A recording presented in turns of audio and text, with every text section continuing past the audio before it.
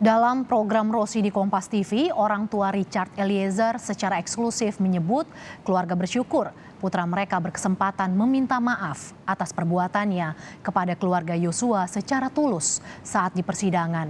Keluarga mengaku hancur melihat kondisi Eliezer saat ini. Tapi setelah dia besar itu air matanya memang paling susah keluar.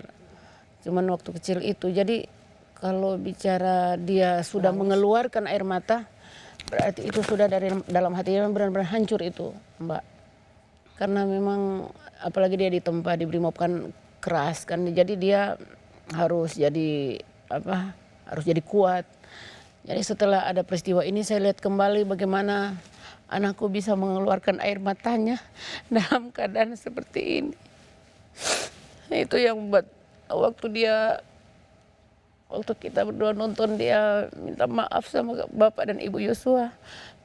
Kita berdua menangis juga. Saya bilang hancur hati saya melihat anak saya jadi begini. Tapi puji Tuhan dia bisa mengaku salah, minta ampun, minta maaf sama keluarga Yosua. Itu yang merupakan kebanggaan kami juga sebagai orang tua.